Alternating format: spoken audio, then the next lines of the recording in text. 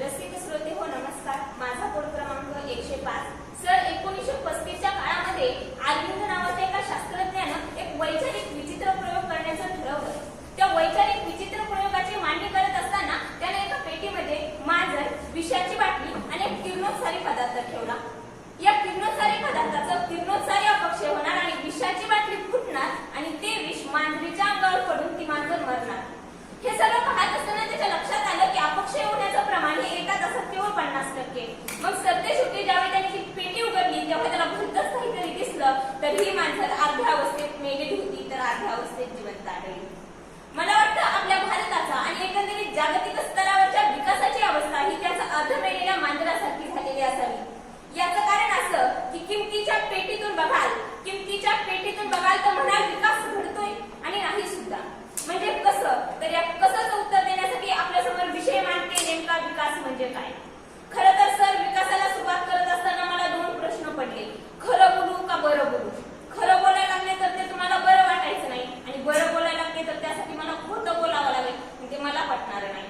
म्हणून मी खरं आणि बरं यांच्या भानगडीत न पडता विषयाची मांडणी करत असताना काही अनुभव आले. मी हरकिलिंगाच्या जिल्हा परिषद शाळेत शिक्षण घेत असताना आमच्या वर्ग शिक्षकांनी आम्हा विद्यार्थ्यांसमोर एक काचेचा ग्लास ठेवला. त्यात अर्ध्यापर्यंत पाणी टाकलं आणि विचारलं, सांगा विद्यार्थ्यांनो हा ग्लास कसा दिसतो? प्रत्येकानं वेगवेगळी उत्तरं दिली. कुणी म्हणालं सर अर्धा भरलेला आहे तर कुणी म्हणालं सर अर्धा रिकामा आहे. मला वाटतं आपला विकास सुद्धा स्वातंत्र्याच्या अगदी 70 वर्षापासून त्या अर्धवट ग्लासाप्रमाणेच भरलेला दिसून येतो हे अगदी न्यूट्रल आहे. मग प्रश्न पडतो की नेमका विकास म्हणजे काय? मेट्रो धावताना विकास घडला असं आपण म्हणतो. अहो इमारतीवर इमारती चढल्या म्हणजे विकास झाला का?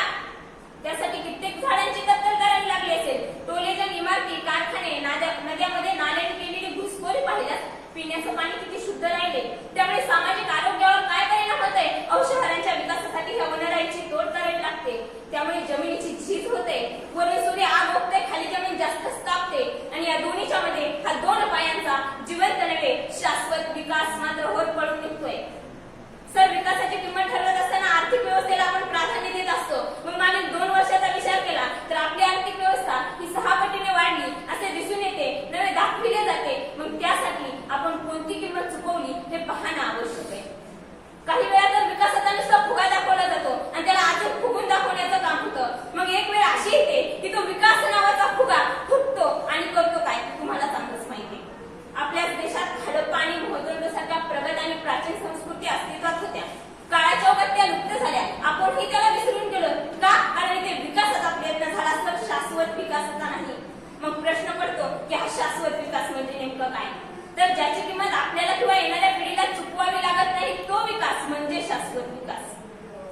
मग देशाचा विकास हा आर्थिक विकास, सामाजिक विकास आणि नैसर्गिक विकास या 3ही विकासावर आधारित असतो.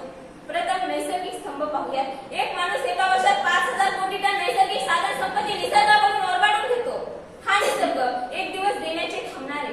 मग या साधन संपत्तीचा पुनर्वापर करण्याचे नवनवीन तंत्रज्ञान विकसित करणं काळाची गरज आहे. इंधनांना पर्याय शोधणं आवश्यक आहे. समुद्राचं पाणी पिण्यायोग्य करण्याकरिता काहीतरी केलं गेलं पाहिजे. वाढत चाललेलं तापमान कमी करण्यासाठी काही करता येतं का हे पाहिलं पाहिजे. पाऊस वेळेवर पडण्यासाठी काही उपाययोजना करता येतील का हे पाहिलं पाहिजे. जर सामाजिक आणि आर्थिक विकास साधायचा असेल तर पुढील 10 प्रश्नांची उत्तरे होकारार्थीमध्ये रूपांतरित होण्यासाठी देश पातळीवर प्रयत्न होणं गरजेचं आहे. देशातील लोक सुरक्षित आहेत का?